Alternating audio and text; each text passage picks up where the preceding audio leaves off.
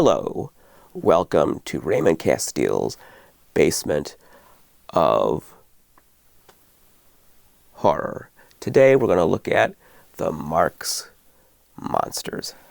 Here they are, in beautiful teal and orange. Now let's just get one thing out of the way right now.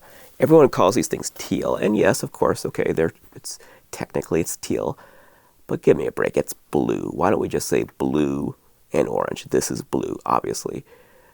I mean, if you're an interior decorator or you're a high fashion makeup artist or something, okay, it's teal, okay. But if you're just an ordinary human being, it's blue.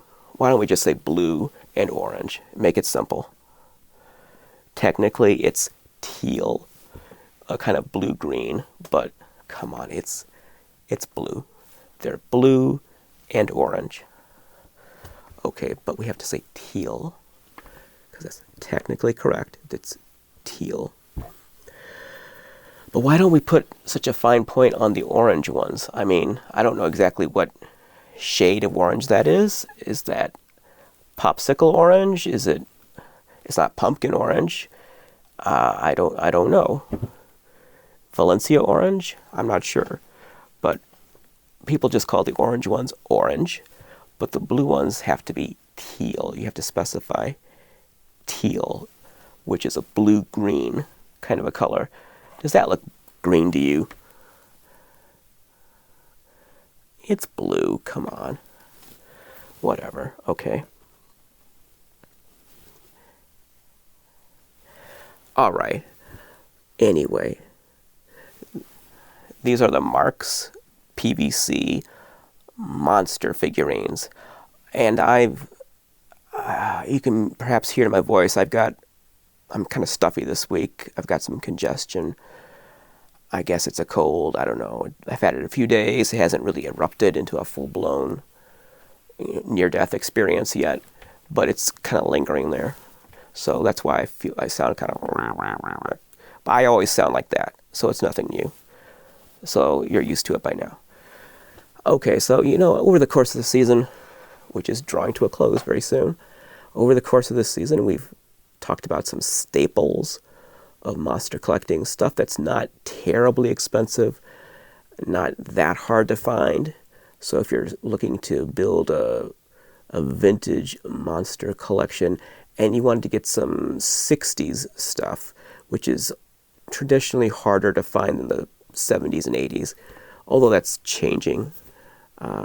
Certainly price-wise, I think 70s and 80s is going up and up because it's just, like all collecting genres, as people age out, and when they age out, they age into retirement or they age into the ground. I'll be there soon myself. When people age out, there's fewer people to buy the toys or other collectibles associated with a certain era. And so the price climbs and climbs, and then it starts going down. These are staple monster collectibles. They're staples of a monster collection. If you are building a 60s monster collection, and you think, oh, that 60s stuff is so expensive, I can't afford it. There are some 60s items that are staples that are actually somewhat affordable. They're not free, they're not cheap, but you can get them. It's not like a haunted Hulk, or and that's not like Lou Ferrigno. You can tell my frame of reference, of course, is 1970s. That's not like the Marvel Incredible Hulk. The haunted Hulk is the NPC, little monsters on a pirate ship. That's the haunted Hulk I'm talking about. That's a different thing. That's a different price range. That's not going to be easy or cheap. But like Sokies or those Elwar buttons that we looked at, or those Anchor Hawking glasses, stuff like that, it's still gettable. It's not that hard to find. It's not that expensive. It's not free. It's not cheap, but you can get them, and you can get these Marx monsters. You can get these toys. Here's a creature. Let's just take a look at this. Here's the teal creature from the Black Lagoon. And he might be my favorite of the set. I really like the way they present him. And kind of like the Aurora monster models, each one has a base with a bit of its environment and a nameplate. You can see because he's got the chains that he is Revenge of the creature. He's not the creature from the Black Lagoon. He's not Creature Walks Among Us. He's the Gill Man from Revenge of the Creature specifically. And he looks like it. You can see in his face. It's definitely the Revenge. Focus there. It's definitely the Revenge face. And I really like his pose. Wow, I was having trouble focusing on. I like his. Hello. Here we go. I like his pose. He's got a very dynamic pose.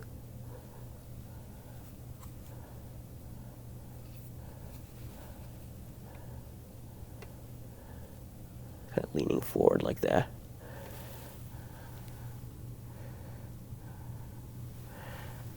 And on the, well, one thing about these, particularly the creatures, it's hard to find them with all the claws intact. And I think in this case, I don't think that claw's broken. I think it just didn't form completely. And that's the case with these claws a lot of the times. They don't come out of the mold with the full length of the claw intact.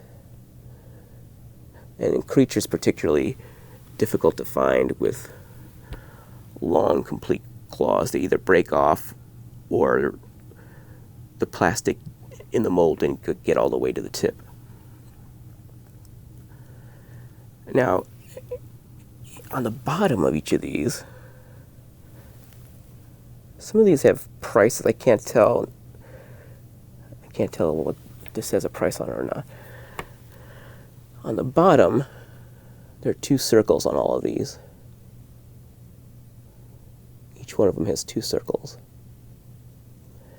And one circle has a Louis Marx copyright, and the other circle says Universal Studios.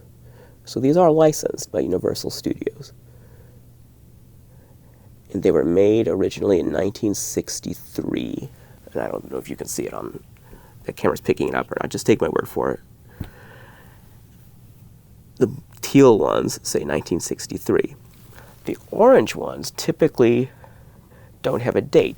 The little bar where the date would be is blank. The bar is there where the date should be, but it's blank. It says Louis Marx, just like the blue ones, but where the date would be in Roman numerals, the date on the blue ones is written in Roman numerals.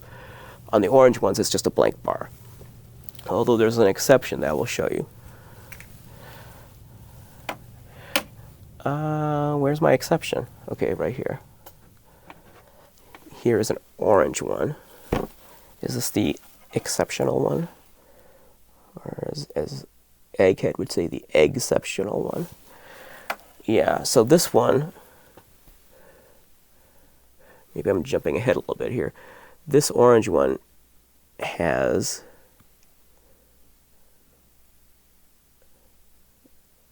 a date on it. I don't know if you're going to be able to see that on this camera or not. It has a date, a 1963 date on this orange one, whereas this orange one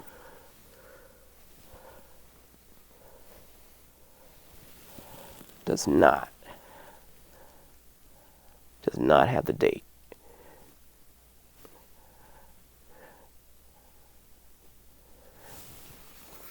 So there is a difference, and both of these, that's not the only difference. If you look at these side by side, they're not the same color. The darker one is the one with the date. The lighter one does not have a date. And most orange Marx monsters do not have dates on them. The blue or teal monsters do have dates. All genuine ones have dates. But the orange ones typically don't. This darker one does. So this is the one with the date on it, and this is the one that does not have the date. And I can see that the focus is going to be a problem all through the episode.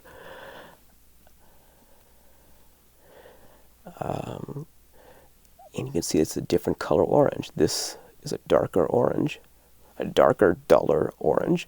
This is a lighter, brighter orange.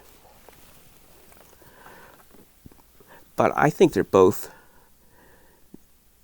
genuine. I think they're both vintage Marx monsters.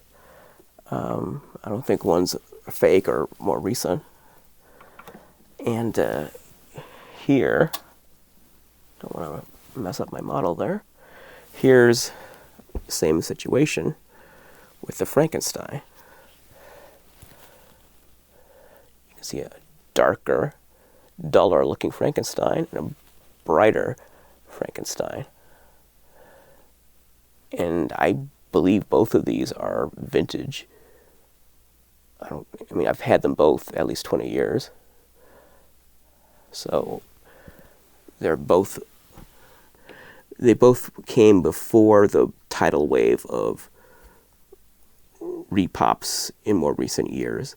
They were repopping them even in the 90s, but not like today. Today is just gone crazy. There's all kinds of different colors and modern ones in different colors. This one the darker one is much more translucent. I can really see through that base, whereas the brighter one is not as see-through. But I think both of these are vintage originals, but the darker one, it's obviously darker, much darker. Let's just make sure this has a date on it.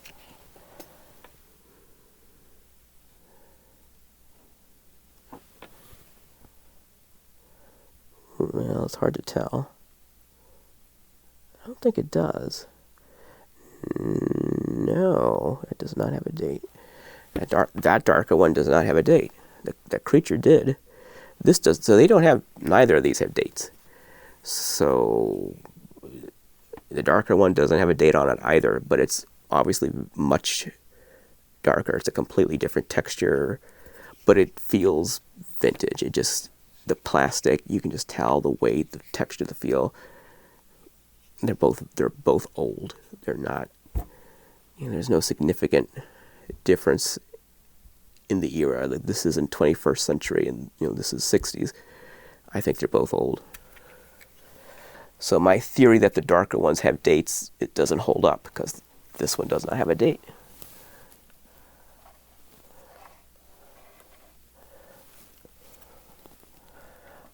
I know what it's like to not have a date. I understand that pain. I know what it's like. Anyway, let's talk about the Marx Company. Louis Marx and Company, that's the full name. Louis Marx and Company was founded in 1919 by two brothers, Louis and David Marx. They started the company in New York, New York. And it grew and grew and became the biggest toy company in the world in the 1950s. I feel like I should say that like Bela Lugosi in Bride of the Monster. Louis Marx became the biggest toy company in the world. Ha ha ha ha ha. See, I didn't try to do his accent. I knew I would fail at that, but I did his emotion. Anyway, they made tin toys, robots, playsets, trains, action figures, and figurines, non-posable figurines like these. The action figures, I had like their, what was it called, Johnny West, or was it Best of the West? Or I think they had both names. They had these Western 12-inch Western cowboy figures that were made out of this kind of plastic, this waxy plastic, but they were posable. They had rivets in them, and they were as posable as a G.I. Joe. They were fully posable. And then they had these flexible plastic clothes. Instead of fabric clothes, the clothes were plastic. Everything was plastic. And there's very little paint on them. They might have painted hair or eyes, but that's about it. And they also had an astronaut like that. And then there was a spy character as well. So they had these articulated action figures in addition to these non-articulated figures. But they were made of the same plastic. And I've got several robots, most famously the Marx Frankenstein robot, a big battery-operated Frankenstein.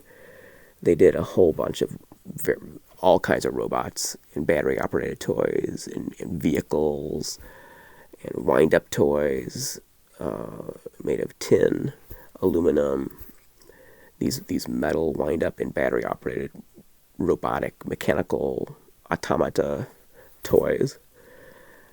And really when I think of Marx, I think of the mechanical toys first, and then these second. They became a player in the model train world. I mean, everyone talks about Lionel, but Marx, in fact, I have a vintage Marx train set from my childhood, and it still has the box. Still has the box and all the tracks, and I think it still has the bottle of this liquid that you dropped in it to make the smoke come out. I'm sure the bottle's dried up now, I would hope, but it still has all that. The box is still intact, and it's my childhood train set. That would be impractical to show it here. That is a big, huge box, but I've still got it. I've still got the train set, still got the box, still got I think, all the pieces that go in it. So they made train sets. They made all kinds of stuff. Like I said, they were the biggest toy company in the world. They were purchased, Marx was purchased in 1972 by the Quaker Oats Company. Quaker Oats bought Marx. And I don't think that was as unusual as it sounds, because I think Quaker Oats had its hand in a lot of toy companies and other kinds of companies at that time. Then Quaker Oats sold Marx in 1976 to Dunby Convex Marx, which was a UK-based company. Dunby Convex Marx. And it's interesting to see the name Convex in there, because I associate Convex with Tomland and the whole range of Tomland monsters, but that's a whole other conversation. Marx finally closed for good in 1980. Closed its doors. It was done. It was running several manufacturing plants in the United States, and they just closed one by one until 1980 they were done.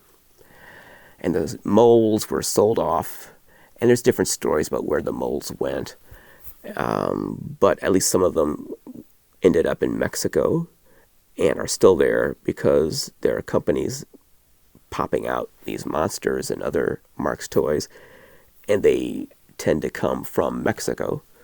And they're from the original molds. They're not re-pops in terms of like someone took one of these and made a mold of it. For the last at least 20 years or more, there have been people using original Marx molds to make new editions of these toys. And they come from Mexico. So somehow, some way, the molds ended up in Mexico. And as far as I know, they're still there. I mean, maybe they've been sold again. I don't know. As far as I know, they're still in Mexico, and they're still popping them out. So if you go on eBay and you say, I'm going to buy some Marx Monsters, it's kind of a minefield for the uninitiated, because there's tons of them, but they are not these. They're these recent repops. When you see these on eBay, they're wacky colors. They're like green and red and yellow and black and all kinds of crazy colors. They're not these colors exactly. So if you care about having 60s originals, 1960s original monsters, you have to be careful, and you really need to see these in person to know the difference. I can pretty much look at a photo on eBay and see if I can tell if it's original or not. But because I've been looking at these for at least 20 years or more, I don't know someone who's never really owned any. I doubt that they could look at a picture on eBay and know whether they're looking at a original 60s one or not. But, some people might not care if it's original or recent. But if you do, then I would say get them in person if you can, and just accept that the first couple of Marx monsters that you purchase will probably be recent. So you're going to get knocked on the head a couple of times. You just have to accept that. So don't pay too much. Buy a few, get them as cheap as you can, get them in your hands, and talk to other collectors. If you can show them in person, a more experienced collector, that's always best. And just accept that you're going to get burned a little bit early on until you know what you're looking for. Until you can learn to recognize an original from a recent one. I can look at this and I can say this is a vintage one. It's obviously vintage, but I don't think I could do that if I were seeing these for the first time. As I said, these particular characters were introduced in 1963. Now, Marx made all kinds of figurines. They made Disney, they made superheroes, they made cowboys, they made astronauts. Oh my goodness, you name it. All kinds of different characters. A great, great variety. And as a kid, I had several cowboys, I had several astronauts, I had a few of the Disney Marx toys. So I had a variety. As a child, I didn't have any of the monsters. I think I had some superheroes, but I didn't have any monster. I didn't know these existed as a kid. It wasn't until I was an adult collector that I discovered these. As a kid, they didn't sell the monsters in the 1970s. The monsters were relatively short-lived compared to the cowboys and astronauts and all the other stuff. They kept making those into the 70s, well into the 70s. The monsters, they didn't. The monsters, they only made in the 60s. So by the time I came along, these were gone. So I never saw these as a kid. I didn't see these until I was an adult. And it was kind of a revelation. You mean they made monsters too? Wow. Of course, if I'd seen these as a kid, I would have loved them. This would have been amazing to have these as a kid.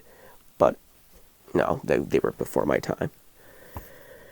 But they were introduced in 1963. They're all licensed Universal Studios toys except the Hunchback. The Hunchback of Notre Dame. And yeah, I'm stupid. I say Notre Dame instead of Notre Dame.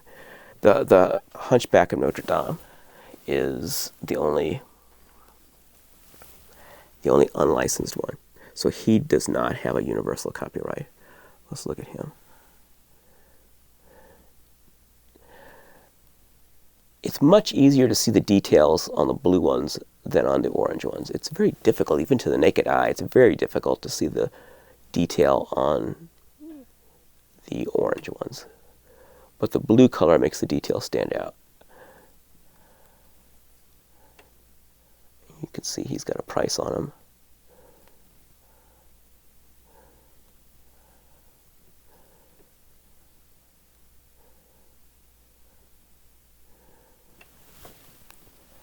I'll go through these character by character in a little bit. But the Hunchback is the only one that's not licensed. All the rest are licensed by Universal Studios. They sold these things loose in bins, like wire bins, just kind of piled in. But they also sold them in a bag, a clear plastic bag that said Cinema Creatures.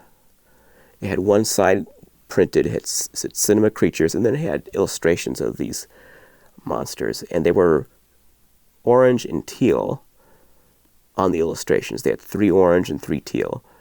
So they would have probably been sold as an assortment of those 2 colors, since that's what the bag showed. And the ones that have been auctioned off, there's only been a couple I've seen that are in the hands of collectors today, a couple of these bags. But assuming that the toys inside are original, they are a mix of orange and teal. That would also indicate that those were the original colors. There's some debate about that. But the fact that those are the colors on the bag would tell me that that confirms those are the original colors. And I don't know where that Cinema Creatures bag was sold. There's some debate about whether that was widely available or whether that bag was only sold through a catalog or something, or through a particular retailer. But they were sold in that bag. I've never seen that bag in person. I've seen photos of it. I can only think of 2 known examples. One was on eBay 20 years ago, and the other is in a private collection. And those are the only 2 I've ever seen in existence. Maybe there's more of them out there, but those are the only. If you ever see a photo online, it's one of those 2. Now, about the colors, based on that bag and based on what's out there today on the collector circuit, teal and orange appear to be the original colors.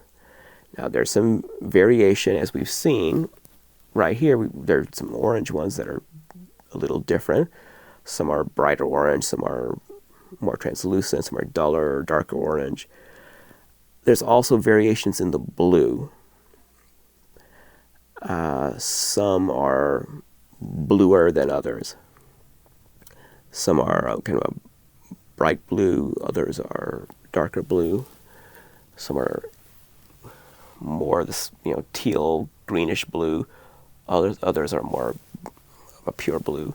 So there's variation, but those are the exceptions. 90% of the ones out there are going to be just the basic teal and orange like you see here. But not everyone. Just because it looks a little different doesn't necessarily mean that it's not original. There are variants. There was a 1964 Marx catalog, like a company catalog, that listed rose, green, and yellow as colors that were available for these monsters. But there's no evidence that those colors were ever produced.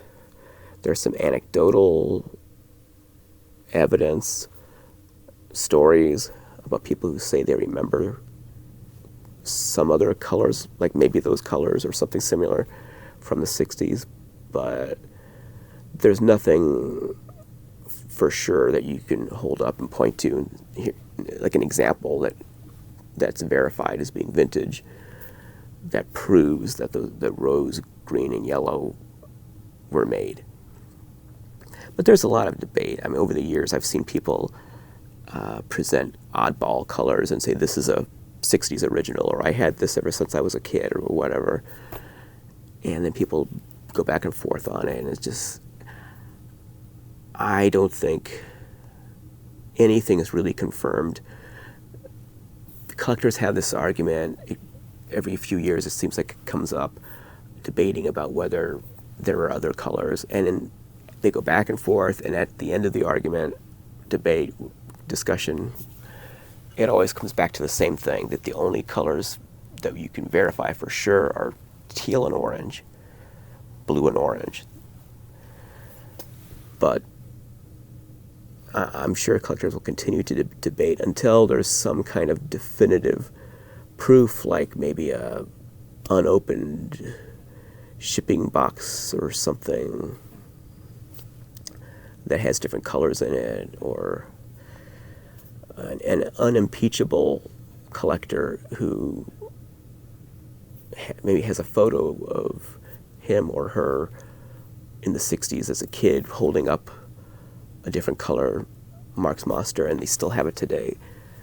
But we don't have evidence like that yet. I told you about the Mexican repops in all the different colors.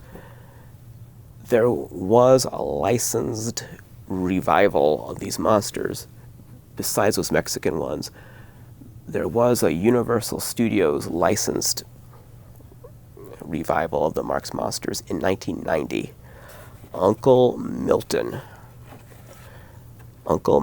Industries in 1990 put out a series of glow-in-the-dark versions of these monsters, and these were made from the original molds. So Uncle Milton got hold of the original molds.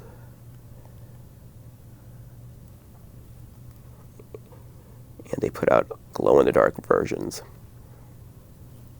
of the Marx monsters. These are identical to the originals except for the color.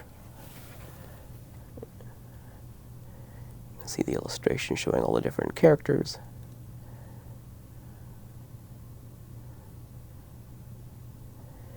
And I do have all 6 of these, but I think it'd be redundant to go through all 6 on these cards. And I'm not sure if you can even really make out much detail. I mean, with that white glow plastic, you can't even really tell what you're looking at. But that's Frankenstein. I'll show 3 of them. Here's Creature from the Black Lagoon.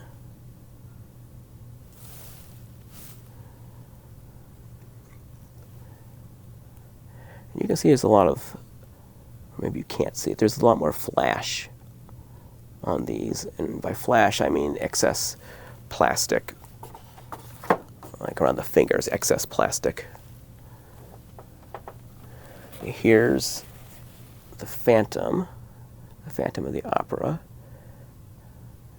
He's got his mask intact. And you can tell, I mean, on all of these, but it's particularly obvious on this one, that each of these toys has its own bubble. They don't share the same bubble. Uncle Milton made character-specific bubbles that were shaped to match. See right there? They were shaped to match each individual character. So each of these characters has a bubble that's custom shaped to match that character. So that's interesting that they went the extra mile to do that. And that helps hold them in place so they don't rattle around in the bubble. They also made a boxed paint set with the same 6 characters but in a cream-colored plastic. It's less waxy, less translucent. It's a more rigid plastic, more like a model kit. And they're all just kind of thrown in the box, and there's some paint in the box. And I don't have that. And even if I did, I mean, they're in a box, so you can't really see them inside the box. There's no window or anything. But Uncle Milton made that paint set with the 6 monsters cream-colored or ivory-colored, and some paint that you could use to then paint them like model kits. And that was put out around the same time, 1990, when they did the Glow Monsters. And that's the only other really legit release of the Marx monsters, licensed and everything. The only other proper release of those monsters, of those toys. People have debated who sculpted these things.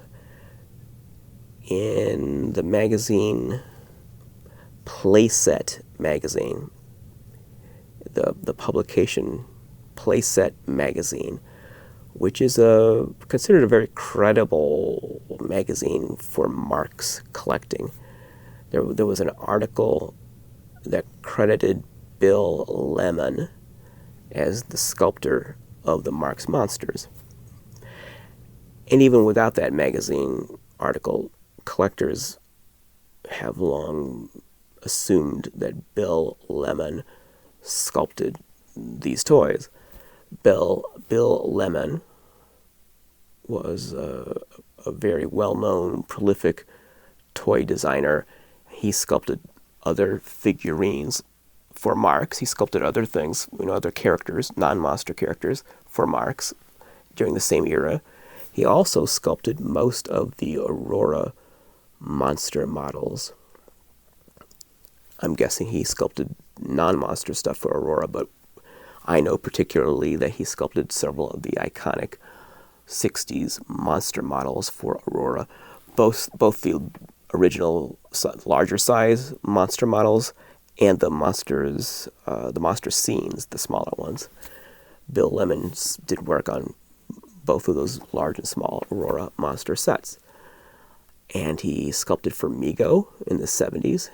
He sculpted action figure heads for Mego. And he sculpted for Kenner. He sculpted many of the Star Wars figures. I don't know about the big ones, but for sure he sculpted several of the 3 3/4 inch Star Wars figures. And I know he sculpted the proposed 3 3/4 inch Alien line that was never released by Kenner.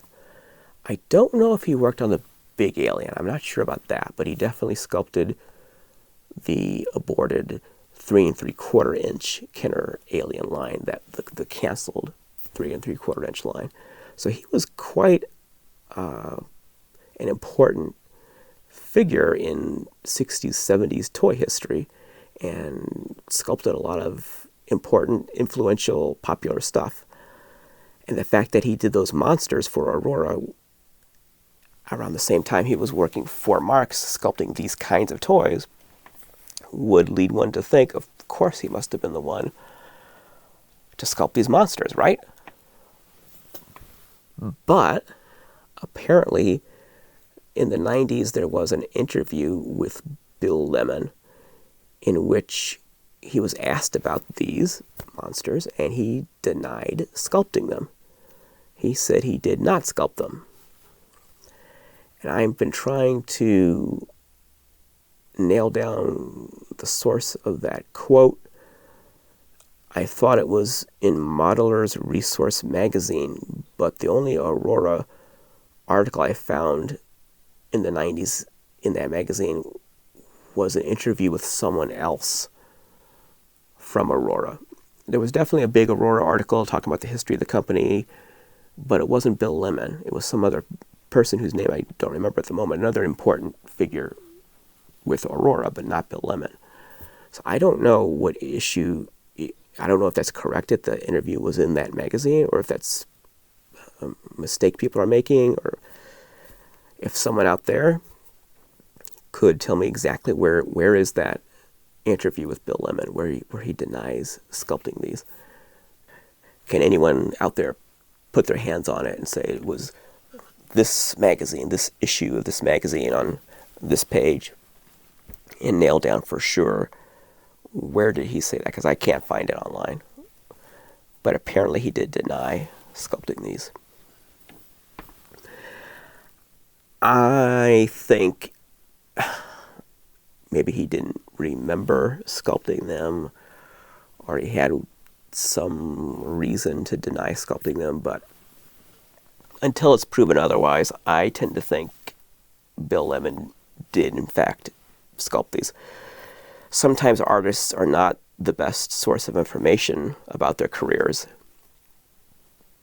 Sometimes if you want to find out about the history of an artist, don't ask the artist, because they're not always the most reliable source. But I'm curious to get more information on that and try to nail down the truth behind that.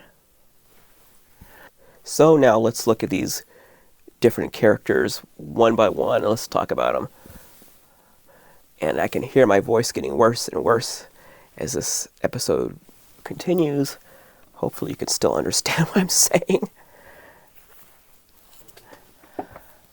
Let's see, let's start with Frankie here. And since the blue one is easier to see, we'll do him.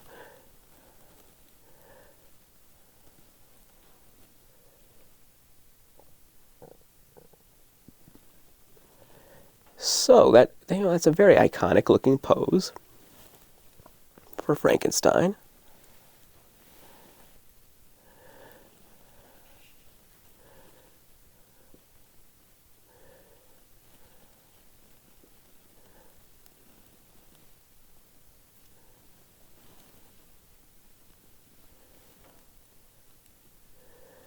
He's based on Glenn Strange.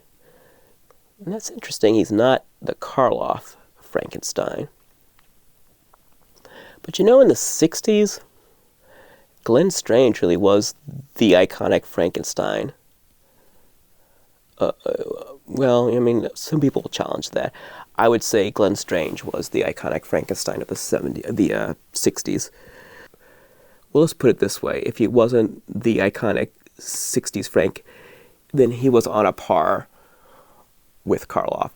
As I keep thinking about it, I'm kind of talking myself out of what I said. Like, well, I don't know, maybe Karloff was still the iconic Frankenstein. But unlike now, when all you ever see is Karloff, Karloff, Karloff, Karloff, Karloff, in the 60s, you saw as much of Glenn Strange representing the Frankenstein character in toys, masks, all kinds of art, like the famous monsters speak, I think that's Glenn Strange, and the Elwar button, that's Glenn Strange. A lot of Frankenstein's stuff was inspired by the Glenn Strange design, whereas now it's all Karloff. And I miss seeing, just like I miss Chaney Jr.'s Karis as the mummy, I miss seeing Glenn Strange Frankenstein toys. So here's the orange one, and I don't know if you can even see the detail on that.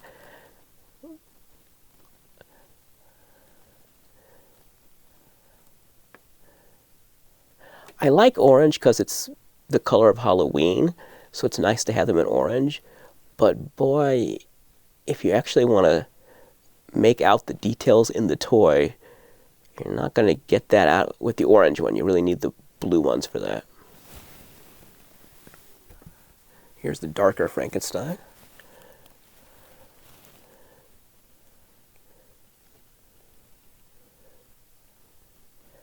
Now, one thing I've heard that's worth mentioning, because this particular Frank brings it to mind. A friend of mine once looked at this Frankenstein and thought that it had been dipped in turpentine or some kind of paint remover, that maybe it had paint on it, and someone had removed the paint. There was something about the surface, the texture, that looked like it was just slightly rougher, or it didn't have this slick sheen that it should have.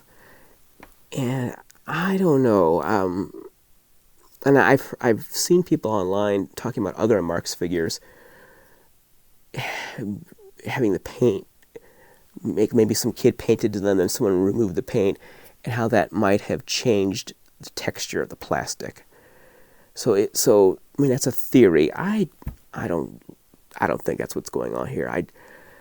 But it's a theory that's worth noting, that maybe this Frankenstein was dipped in paint remover, paint thinner, turpentine, something at some point, and that changed the look of the plastic.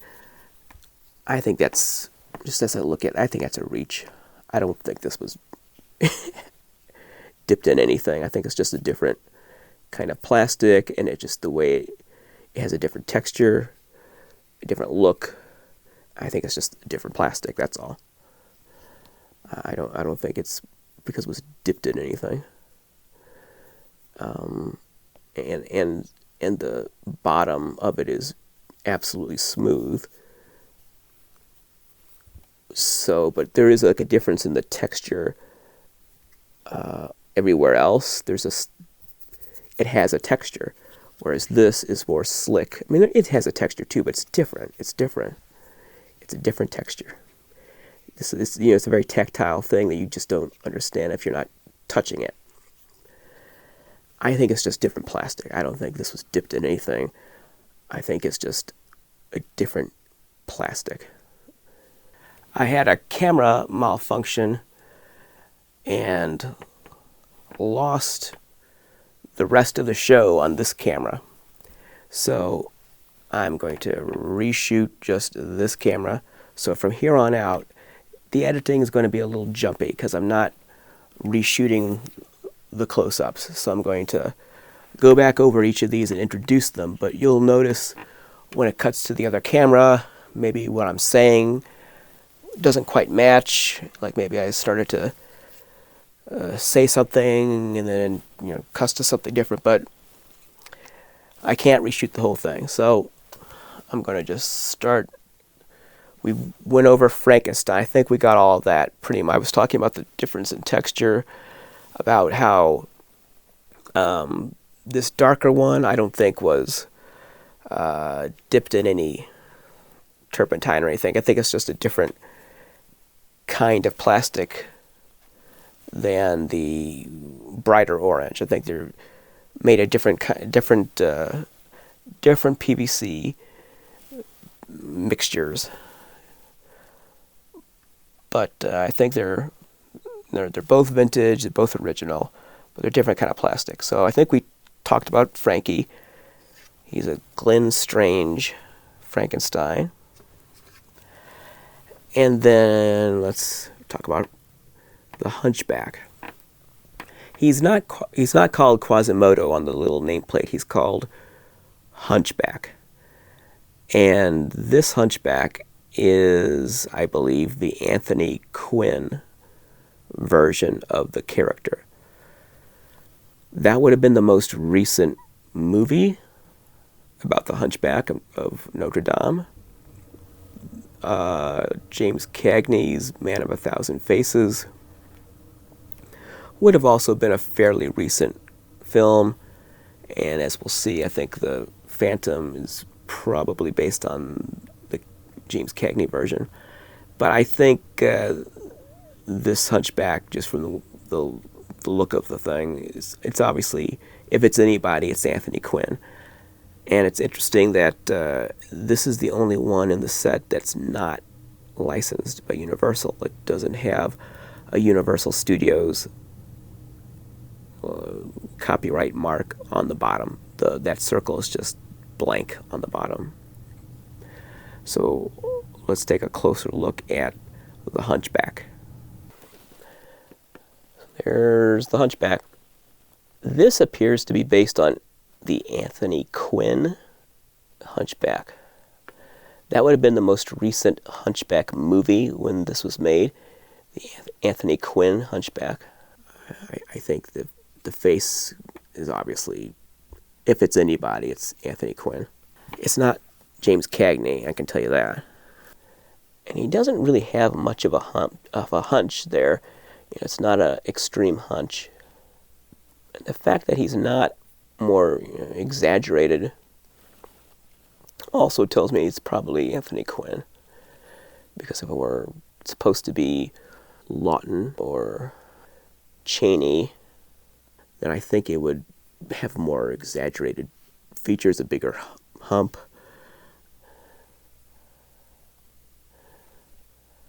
So here's the orange one. Yeah, you can barely see the detail on this orange. Very, very hard to see the detail on this orange plastic.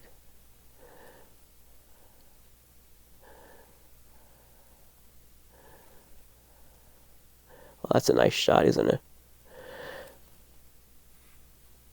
These things have very delicate little fingers. Look at that, delicate little hands. Very easy to damage these things. Well, I don't know what I was just saying a second ago, because that was an hour ago. But I hope I was saying something good about this Hunchback toy. Basically, it's It's I think it's Anthony Quinn, the Anthony Quinn version. It's an interesting pose. He's going It's there's a lot of pathos in this sculpt and the way he's posed. And he's also got this weird kind of dancing around sort of jester like. His body language is very jester like. So it's kind of an unusual take on the character. And I've never seen the Anthony Quinn film, so I don't know if that's an accurate portrayal of the character in that movie. So now let's go to our buddy Karras. And this is Lon Chaney Jr. as Karras, not Boris Karloff as Imhotep. And back in the 60s and 70s, if anyone made a mummy toy, it was Karras. Now it's got to be Imhotep, Karloff as Imhotep. It can't be anything else. Universal won't let you make a Karras, unfortunately. But this sure is Karras. This is definitely Karras. And he's got an unusual pose in that he's not like this, or like that, like you would think. He's got his mutilated hand up, showing you his missing fingers.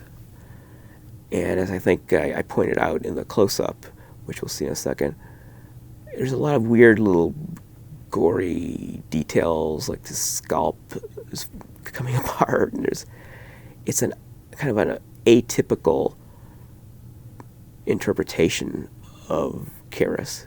But let's look at the close-up.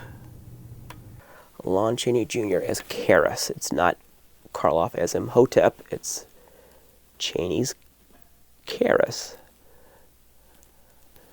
And you never see any Karras stuff anymore. All you ever see is Karloff as Imhotep.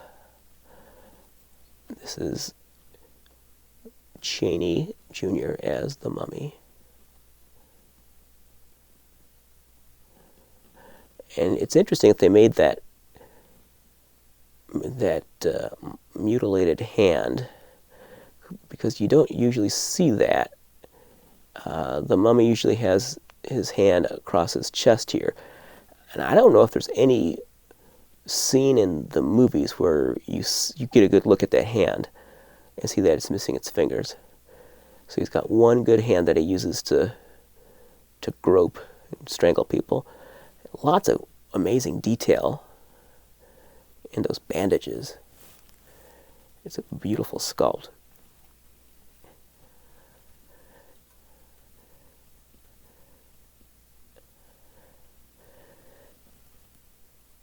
And you can really see the resemblance to the Aurora mummy model kit. Very strong resemblance in terms of just looking at this base and what's included on the base. Very similar to the Aurora kit.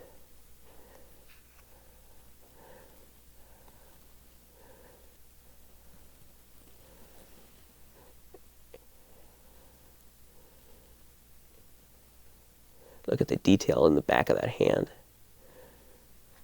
And this missing area of his scalp. And look at that. His scalp is peeling off and skin hanging down.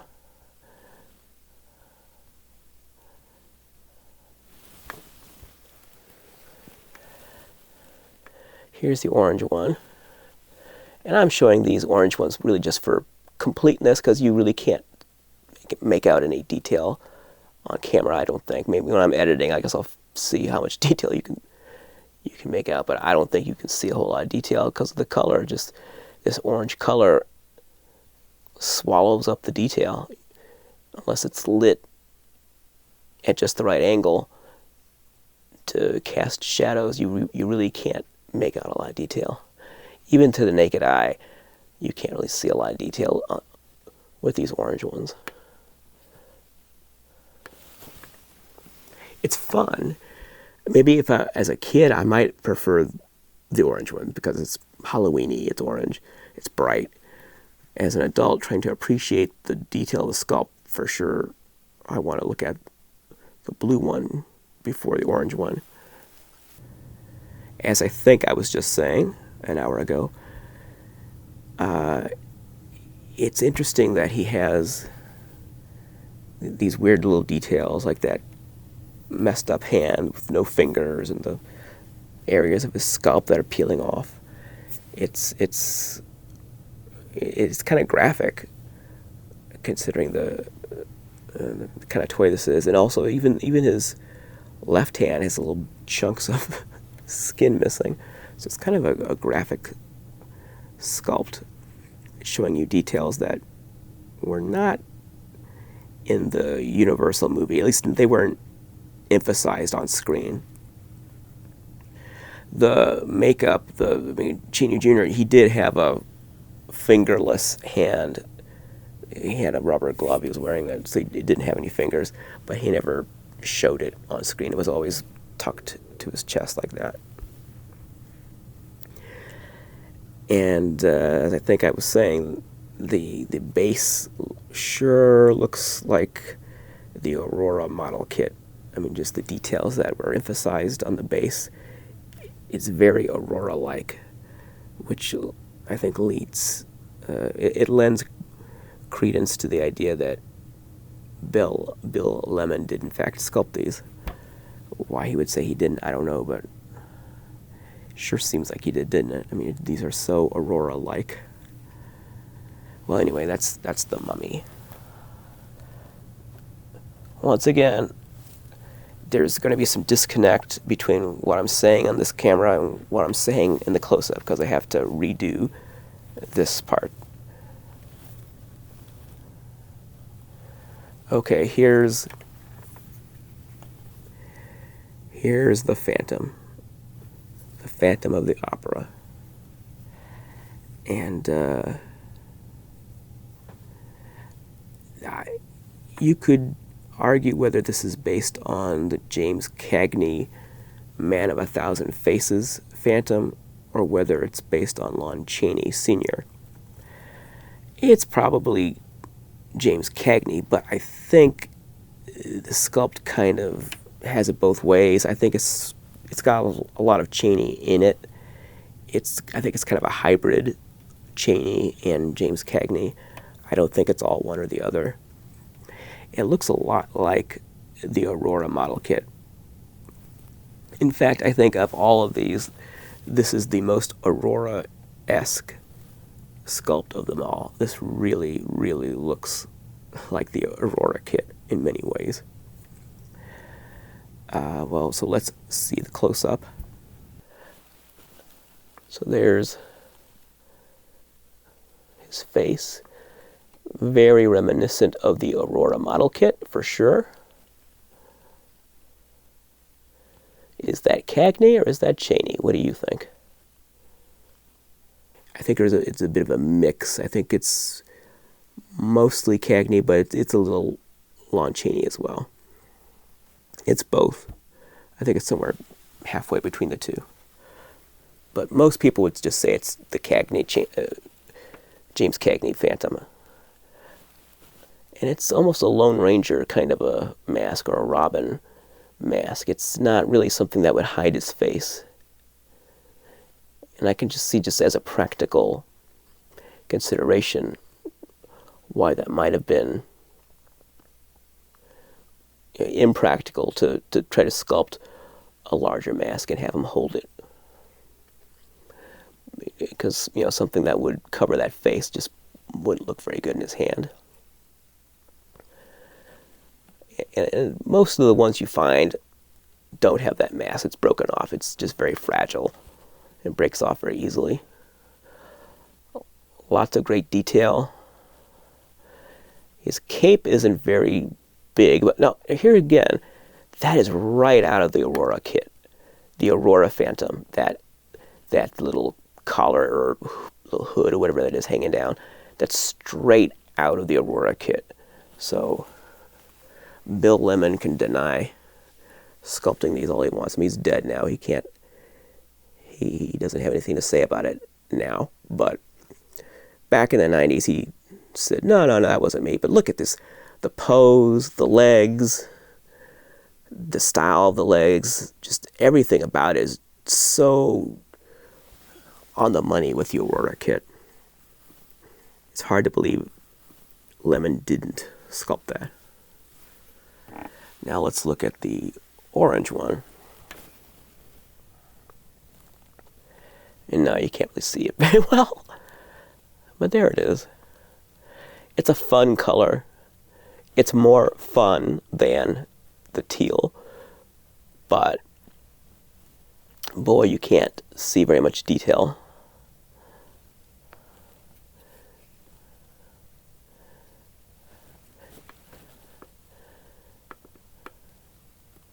I like the way he's holding the cape like that. And that sculpt with the lines. Just the way the whole cape is like angling this way, the folds. Very beautiful sculpt, very well done.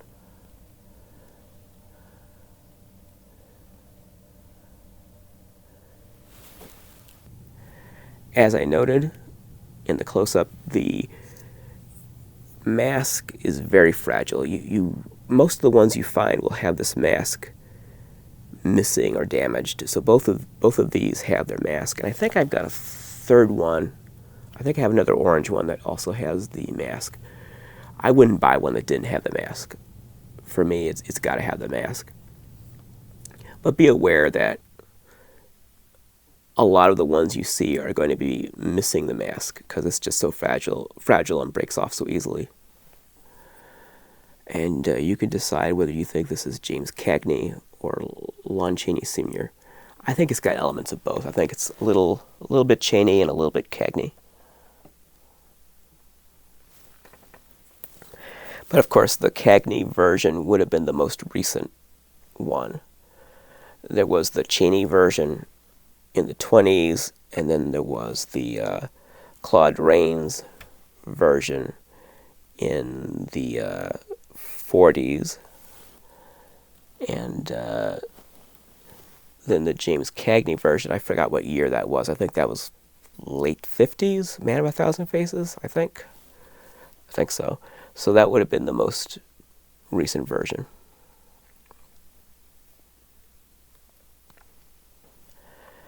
Okay, let's look at the Wolfman. Now this Wolfman, this is my least favorite. Well, I mean, I'm not that crazy about the Hunchback either, but I wouldn't say it's my least favorite. I think it's the least accurate of the set. And I've noticed that Wolfman toys in general, Universal Studios licensed Wolfman toys, they seem to have a hard time capturing the movie likeness. The Aurora Wolfman doesn't really look like Lon Chaney Jr. and the way he looked in that movie. I mean, the Aurora model kit, he's shirtless. He's got that weird rope belt and the face. I mean, it's, it's sort of Chaney Wolfman, but not really. It's the design, but it doesn't look like Chaney in the makeup. It looks like maybe someone else in the same kind of makeup. It doesn't look like the movie. It's good. I mean, it's an iconic monster piece from the 60s. I mean, it's an iconic part of monster culture, but it doesn't really look like the movie character. And most Wolfman toys don't. The Remco Wolfman, that looks like Chaney Jr. from the movie. The clothes don't, but the face does. But that's an exception. And really, even the Sideshow Wolfman didn't look right. Big or small, even Sideshow couldn't get the Wolfman right. The recent NECA Wolfman, that looks like the Wolfman. The ultimate action figure, I think was it 6 or 7 inches? 7, I think. It's all PVC. That looks like Lon Chaney Jr. as the Wolfman. That looks good. That's one of the few Wolfman toys that really captures the movie character. And this is, no different. It's cute, it's nice, but it doesn't really look like the movie Wolfman. But let's take a closer look at it. Nice pose. That's a nice wolfy kind of a pose. It's odd that he's smaller. He's almost like the Hunchback. He's kind of diminutive compared to the other monsters. But you can see there, his head, it just doesn't quite nail it. It doesn't quite look like Lon Chaney Jr.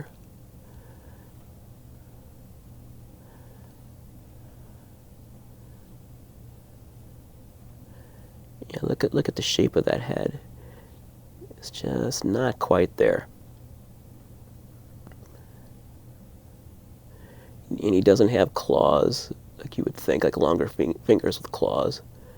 He has very delicate little doll-like hands. His costume is more like the Curse of the Werewolf, the Hammer Curse of the Werewolf. And that's because this is inspired, I think, by the James Bama artwork on the Aurora Wolfman model kit. Not the kit itself, not the plastic kit inside the box, but the artwork on the front of the box, the original one. They didn't, thank goodness, give him the little horns on top of his head, but the costume does kind of look like that Hammer-inspired outfit, and he has that sash around his waist like the Oliver Reed Hammer Wolfman or werewolf.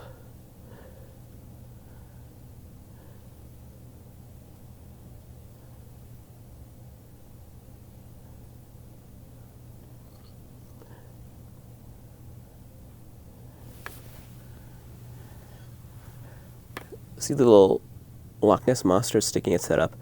I think it's a snake. Is that the only snake we've seen so far?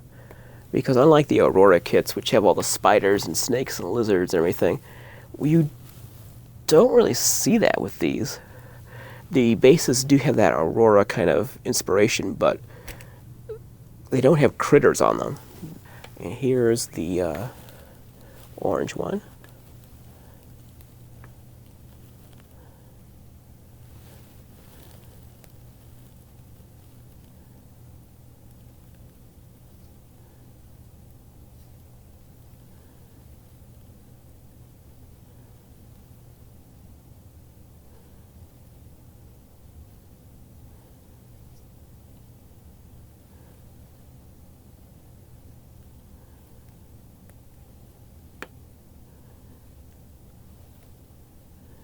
He's got those torn up clothes that the Chaney Wolfman never had. The Chaney Wolfman always had perfectly tailored clothing. He never had tears. He always had his shirt nicely tucked in, all his buttons buttoned. The costume seems to be more inspired by the Oliver Reed Hammer Curse of the Werewolf because of the James Bama art on the original Aurora model kit. Not the glow version where his arms are up in the air, but the original version where he's looking through the tree limbs and he's got the ears on top of his head like horns. He's wearing a Curse of the Werewolf outfit in that artwork. And a lot of 60s Wolfman merchandise copied that artwork. That's why they all have those goofy horns on their head. Thankfully, this doesn't have the horns. I'm surprised it doesn't, actually. I'm surprised it doesn't have the little horns. Another reason this might be Bill Lemon, because he did not put those horns on his sculpt for the Wolfman. I say his sculpt. I don't know for sure that he sculpted the Wolfman. He sculpted most of those original characters. I'm assuming the Wolfman was included, but I didn't check that out ahead of time to make sure. But let's just say he did sculpt the Wolfman. He didn't put the horns on the sculpt, and the horns are not on this one either.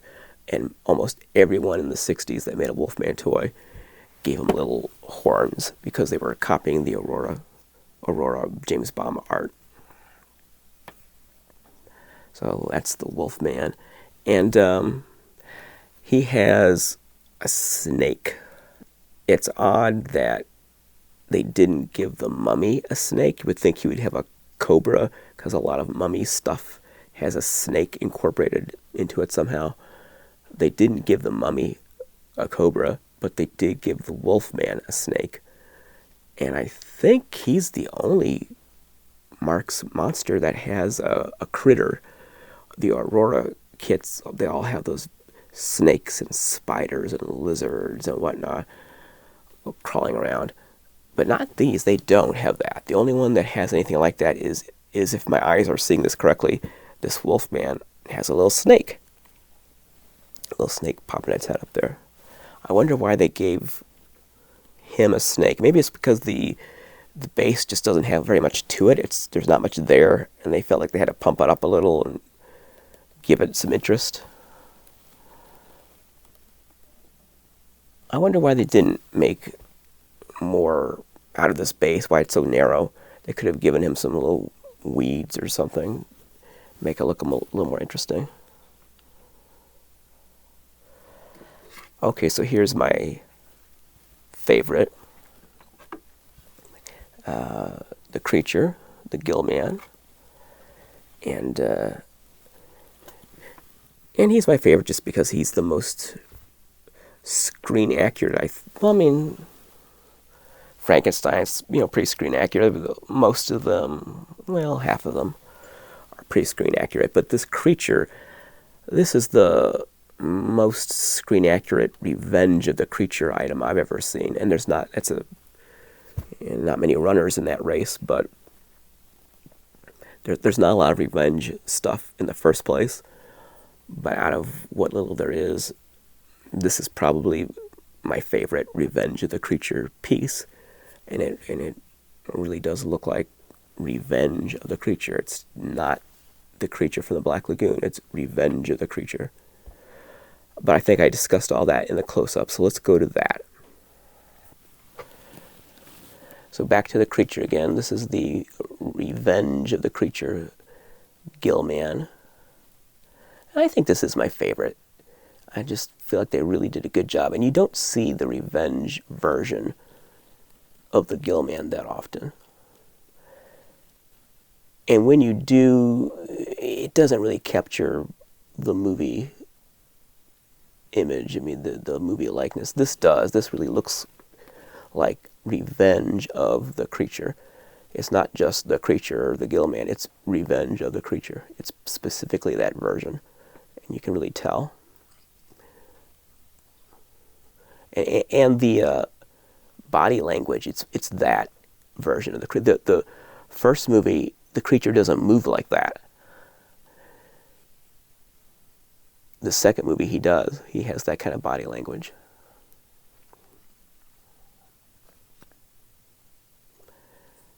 So this is my favorite. I think this really captures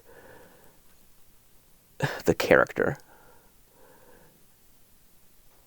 I love that pose, bending over like that. All the detail.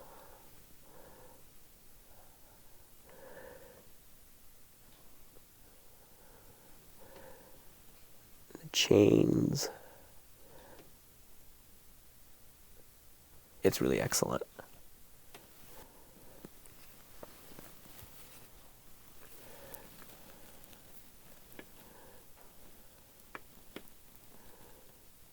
Here's the orange one.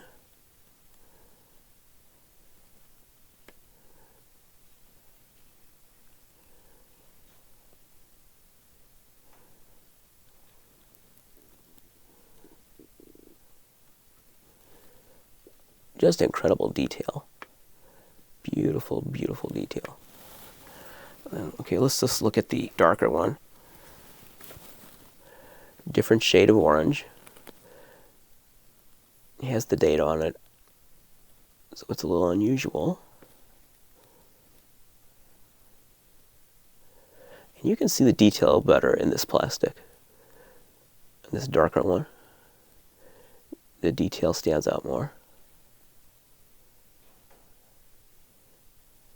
So I don't think it's just the color. I think it's the opacity of the plastic as well.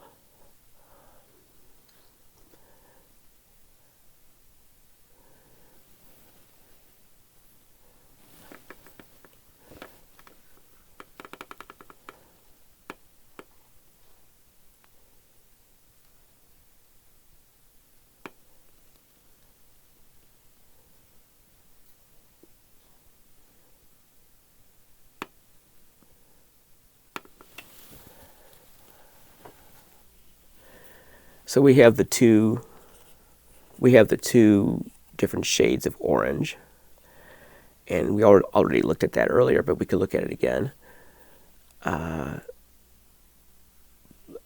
think these are both vintage, but it's interesting that they're definitely two different shades and two different kinds of plastic. Could one of these orange ones be a more recent repop? I don't think so. I think they're both vintage plastic. And I don't remember if this was part of what got lost or if it was earlier in the show, but you can tell after you've been collecting these for a while, you can just look at something and hold it in your hand, and you can tell that it's vintage PVC. It's 1960s PVC. It becomes obvious. And both of these are obviously 60s pieces. The part that got lost, I tapped on these, and I think I'm going to do that again. I thought it was really interesting because I'm going to tap on each one in the same place.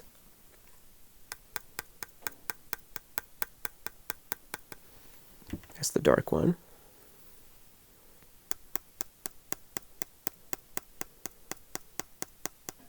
Sounds different. Now the blue one, the teal one.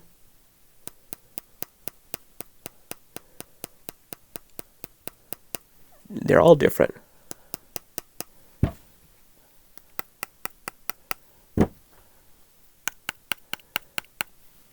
All three of them, I'm tapping the same way on the same spot with the same finger, exactly the same, and they all sound different. So I think, I don't know what that says, but it says something. They're different types of plastic. I mean, it's all PVC, but it's different mixture, different recipe, different something, different consistency. They're all vintage, but there is a difference in the plastic, and I can see just looking at it, there's a difference. And I think this plastic, and maybe I don't know if this was in the part that got lost, but this plastic has lead in it. All this kind of stuff from that era had a lead content. It's all got lead inside of it. And I think this has more lead. This has more lead in it than this. I think it does. I think this is a more dense material than this. But all those plastic toys from that era, they all have lead in them. These would not pass safety standards today if they were made exactly the same way. I'm not saying the ones that are repopped in Mexico wouldn't pass safety standards. I'm saying if these exact ones made exactly the same way were sold today, I don't think they would pass safety standards. I think there's too much lead in them. So that's it. One thing that I think got lost, I talked about a Dracula. There's no Dracula. There never was a Dracula. If you see a Marx Dracula that appears to belong to the set, it's a fake. It's a fantasy piece. It's a fan-made fantasy what-if kind of a piece. It's not a genuine vintage Marx figure. It's probably resin, probably homemade in somebody's basement or garage. But as far as I know, there's never been a PVC factory-made Dracula in this style. And for sure, Louis Marx absolutely did not make a Dracula for the set. There's no prototype, there's no test shot, there's nothing like that. If you see one, it's a fantasy piece. It's not real. There's no Dracula. There never was a Dracula. As I'm sure you know, if you collect monster toys, Bela Lugosi Jr., the son of Bela Lugosi, was very litigious, and as of this recording, he's still alive. And even up into recent years, he was very litigious and very protective of his father's likeness and how it was used. And that caused a lot of issues for toy companies, all kinds of companies making Dracula merchandise in the 60s through to the 2000s. And up until recent years, it's been an issue that it's just, there's a lot of hoops to jump through to use Bela Lugosi's likeness, and especially in conjunction with the Universal likeness. You might get them like separately, but you know, if you're gonna separate Dracula from the rest of the set, but to include Dracula with the Universal monsters, that's always been tricky as far as licensing is concerned. So I can understand why Marx would have just not even wanted to deal with that and bypass that altogether. So that's it. The Marx Monsters. I don't know what this is going to be like editing it together. If it's disjointed, I'm sorry, but I had a technical snafu and lost half the show. So hopefully in the editing I've pieced it together the best I could so it's not too bad. But that just tells me that the end of the season can't come fast enough. I'm obviously the reins are slipping out of my hands. the wheels are coming off the cart. So I've got to land this plane before the wings fall off.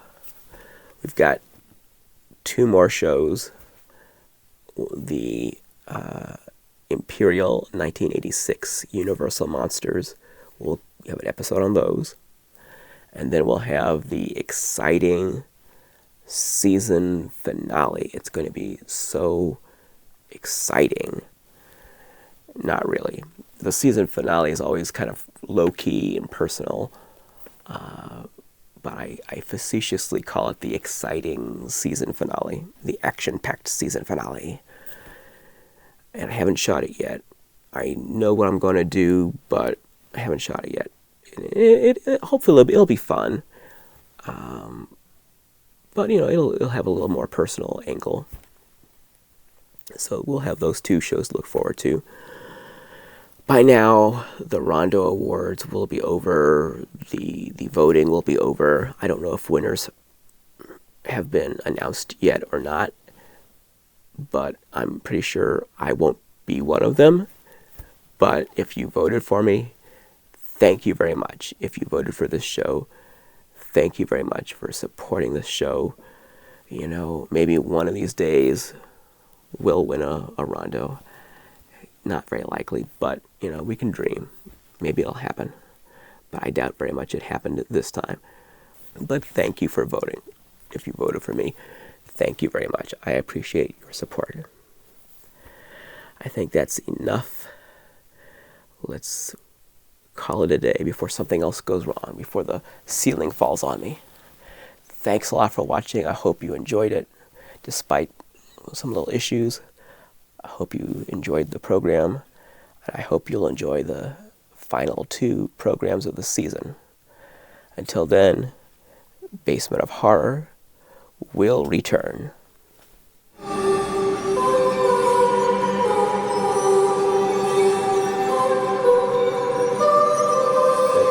Because of the roar. Hi, Billy. Oh no, don't mess with that, sweetie. Oh, no, no, no, don't do that. There you go.